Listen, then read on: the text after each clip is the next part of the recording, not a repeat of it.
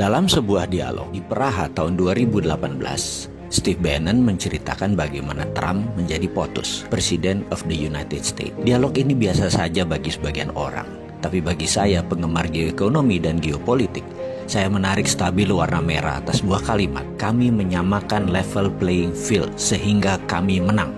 Kalimat inilah yang menjadi dasar analisa saya, sehingga jadi memahami apa yang dimaksud dengan tim Trump untuk kebijakan luar negeri yang akan menguntungkan Amerika.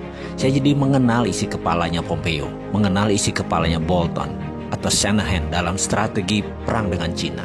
Kesimpulan, Amerika versus Cina saat ini bukan perang dagang, tapi perang ideologi. Menurut pengamat intelijen ekonomi, A.V. Temames yang berdomisili di London, hal inilah yang membuat banyak para analis salah baca, terutama analis ekonomi. Dikira Cina dan Amerika itu perang dagang biasa, perang ekonomi, hanya karena merasa sepertinya Amerika kalah dengan impor Cina yang besar masuk ke Amerika sehingga pasang tarif masuk tinggi agar barang di Cina itu mahal.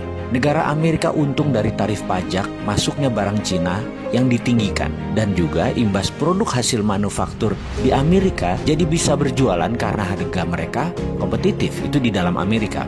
Kalau tidak diprotek atau dilindungi dengan pajak impor yang tinggi, barang-barang Amerika jadi mahal. Mereka pilihannya adalah lebih baik pilih barang Cina.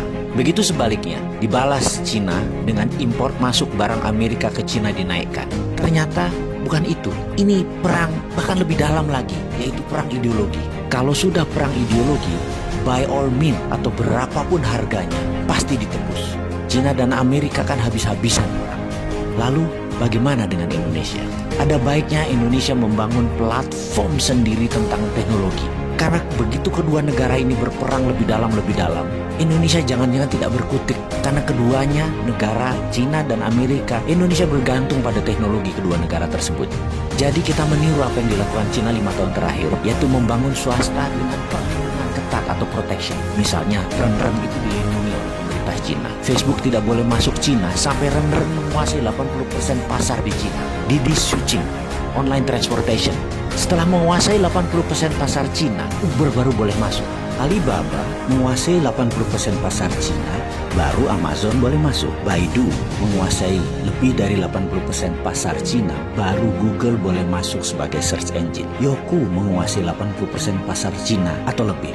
YouTube baru boleh masuk, dan masuknya pun asing tersebut sampai dibatasi sampai saat ini. Indonesia kalau mau maju, aplikasi anak negeri dilindungi terlebih dahulu. Sekarang perang dagang Cina-Amerika sedang memanas. Indonesia ambil kesempatan. Anak bangsa buat fintechnya sendiri, buat Google versi Indonesianya sendiri, buat WeChat versi Indonesia sendiri, buat Facebook versi Indonesia sendiri, dan pastikan semua proyek itu diprotek oleh negara, dilindungi oleh negara. FBI asing masuk diatur, Google asing diatur, sosmed semua diatur yang dari luar negeri, dan produk Indonesia diberi fasilitas penuh kemudahan. Yakinlah 1-2 tahun ke depan anak bangsa bisa membuat dan melaksanakan proyek tersebut, sehingga pada tahun 2021 sewaktu puncaknya perang dua negara, Indonesia sudah punya semuanya. Kita tidak tergantung pada Cina dan Amerika. Saya yakin Amerika pasti akan mematikan sosmed mereka, internet mereka, satelit mereka, karena itu adalah strategi perang, battle space namanya, penaklukan ruang udara. Tapi kalau Indonesia punya semua barang-barang itu,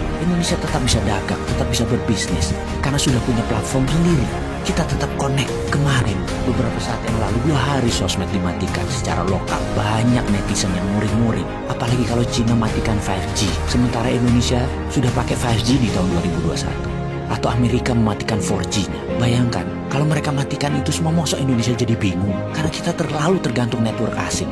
Amit-amit jangan sampai itu terjadi. Ada solusinya, yaitu dengan membangun platform digital teknologi yang diprotek oleh negara.